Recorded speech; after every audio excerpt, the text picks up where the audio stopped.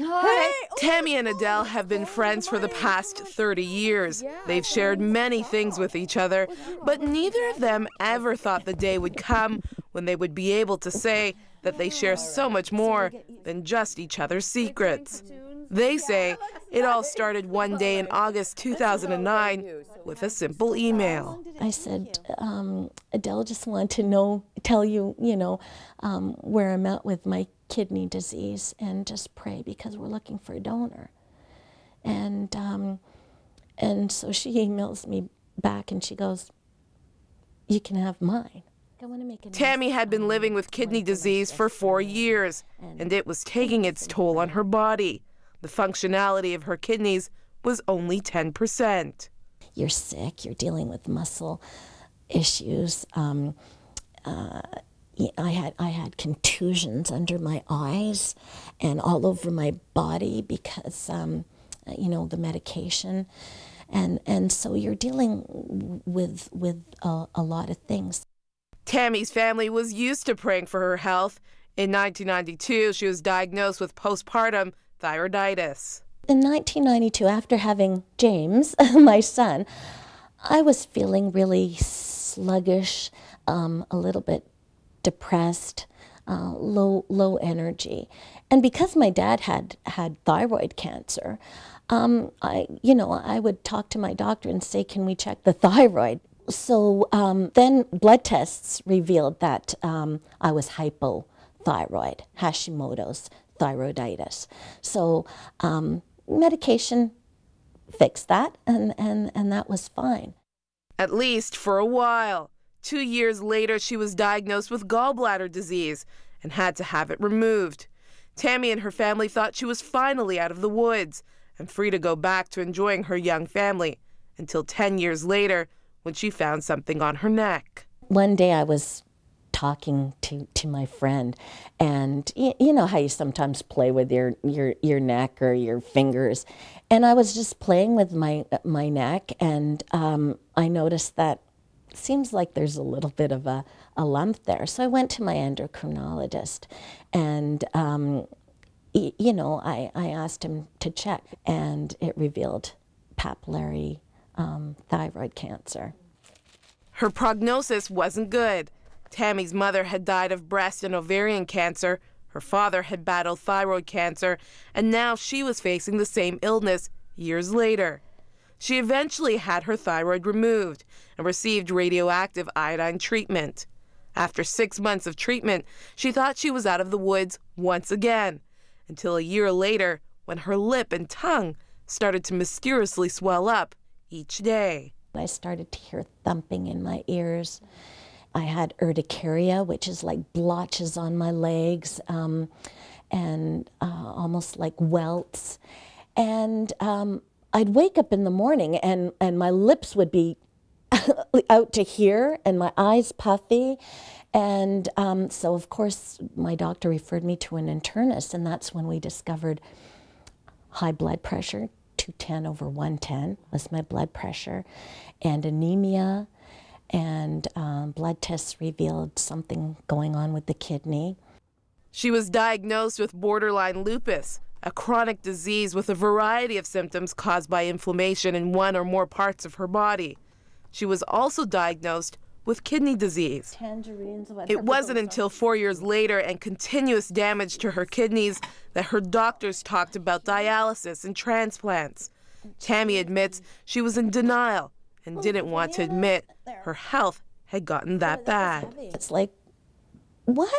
I wasn't ready for that at all. I was not ready to talk about those things. And even, so I don't know. And I guess because you're always fighting, there's always hope, there's always, I can deal with this, but it's like, it came to a head. And at that point, my kidney function was 10% in total.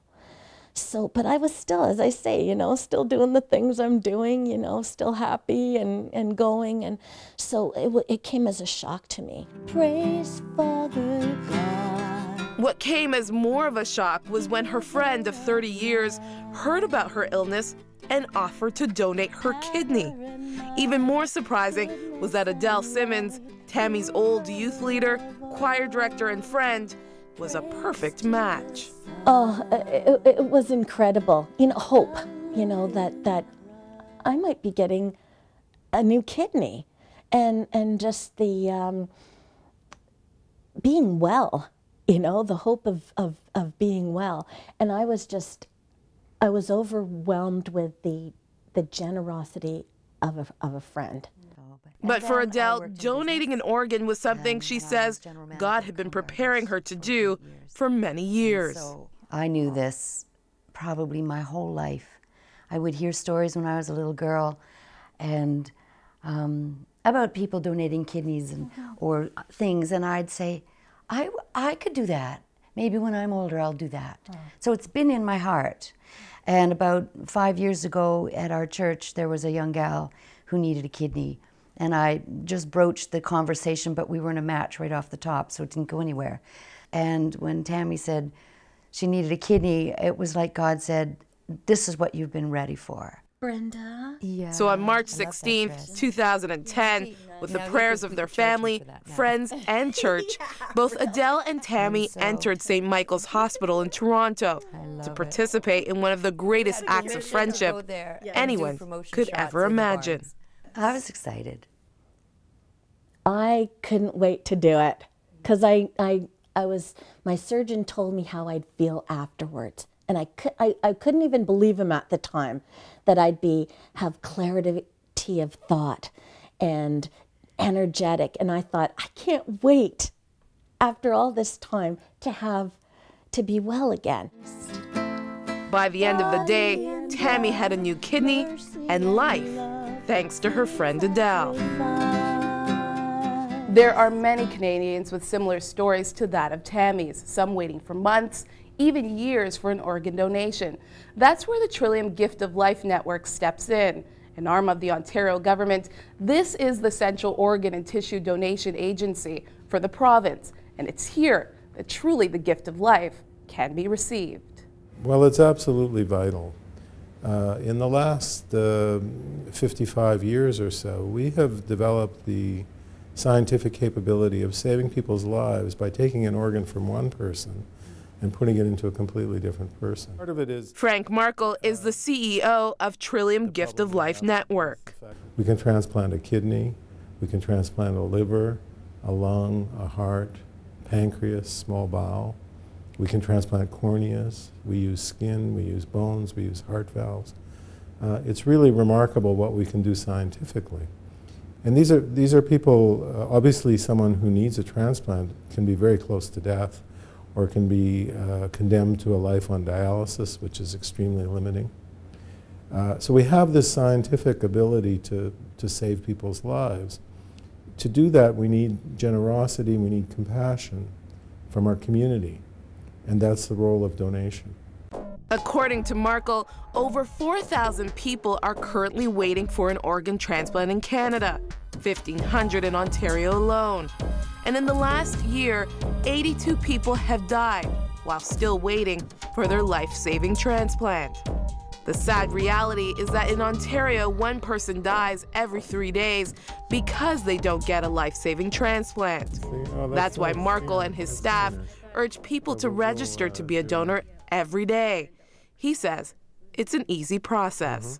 There are several ways you can do it. For those people who have photo ID health cards, and I'll show you mine, and when you register or renew your health card, the clerk at the office will ask you whether you're prepared to be a donor when you die. And if you say yes, there's a one-page form, a simple form that you can fill out to indicate your willingness. When you do that, donor appears on the back of your card. Right there on the back of the card. Yeah. So for many people, they can register at the Service Ontario office, but there is another way. Trillium has a website, giftoflife.on.ca. And if you go to that website, you can simply download the registration form, print it, and mail it in. And that's an easy way to be a donor. You'll get a new health card in the mail that indicates you're a donor. We're also now providing registration forms for people when they get their driver's license renewal papers. You'll see in that envelope the same registration form and an address Now truly a walking miracle, Tammy can now enjoy life once again. Even those little things like eating ice cream, something her illness used to prevent. It's because of the wonderful gift of organ donation that she is able to spend this Christmas with her family and a friend that gave her more than she could ever repay. Daily, I thank God for Adele.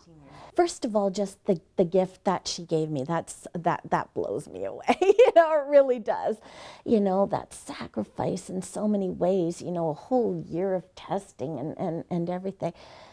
But also, look at what I always say to someone when they say to me, "You look great," I say, new life. I was given new life. God has a plan, and I get to be a part of it. And there's joy in that. For more information about organ donation and to hear more from Trillium Gift of Life Network's Frank Markle and what he says about misconceptions some of us have about organ donation, go to our website at 100huntley.com. In Bradford, Ontario, Magdalene John, 100 Huntley Street.